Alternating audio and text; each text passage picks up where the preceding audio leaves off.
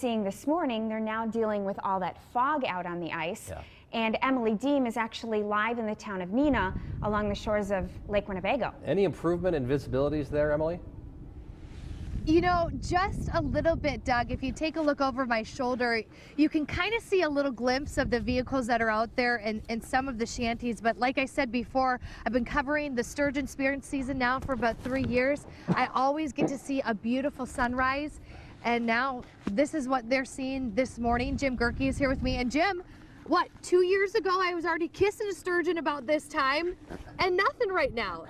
Yeah, it's tough. Going to be a tough year this year. Tough opening day. It really is. You say usually the harvest, maybe on an opening day, could be about 100 to 200 or so? Yeah, up to 300 fish, yep. What are you thinking about today? I'm going to guess in the, probably in the 30s, probably 30s. Today. Yeah, that's my guess. I mean, and someone actually came off the ice and was talking to us, and they're like, it's scary out there. You can barely see. Yeah, it's foggy out right now, and it doesn't look too bad from here, but the further you get out, the worse it gets. And you get out in the middle of that fog, and you can't see anything. So if some people haven't gone out yet, I mean, obviously you can see a lot of vehicles are parked here. Some have taken their vehicles out. What do you warn people when they go out there, and if they are on the ice, what to do in case of a situation where they can't see? Well, I think to start with, the #1 tool you can have out there is a GPS. I mean, and a lot of people take the handheld GPSs and they'll put in coordinates and trails so they can find their way.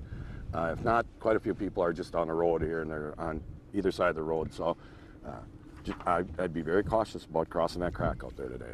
Yeah, let's talk about that crack because we're on the west side. And how far out can people go until they reach that from the area we're at your fishing club? Well, from here it's about a half mile out to the crack, and it's pretty visible. I mean, it busted up pretty high, so you can see it pretty easy. Like we said, people were taking that precaution. They were taking their ATVs out onto the ice, instead of their trucks. And we actually met up with one of the spearers. His name is Randy. He's from here in Neenah. He has been sturgeon spearing for about 30 years now, and this year his grandson is joining him and his son out on the ice. They are so excited to go out there. Obviously, they got kind of a late start, but in that 30 years, Randy had never speared a sturgeon. So I asked him, is this your year? Here's what he had to say. Just like deer hunting. You gotta be there to look down the hole. If you don't have patience, it's just for fun, but you gotta have patience. And that's what a lot of people are saying, it's just for fun. And Jim, it's so funny because we talk to a lot of people and they're like, sometimes I haven't seen even a sturgeon or I haven't speared one, but it's just a tradition that's been here for a long time that won't go away. Absolutely, and people get excited for it, even on mornings like this morning. Obviously, we're down for breakfast, and you could tell people are excited. They were there very early, an hour and a half before they could be out in their shacks.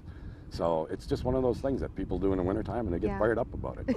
That's what they say. Oh, something to do. And I'm like, well, it's a lot of work to get ready for it, but hopefully best of luck to everybody that's out there. And obviously, if you're going out, know where you're going out on the ice for sure. You betcha. Be careful.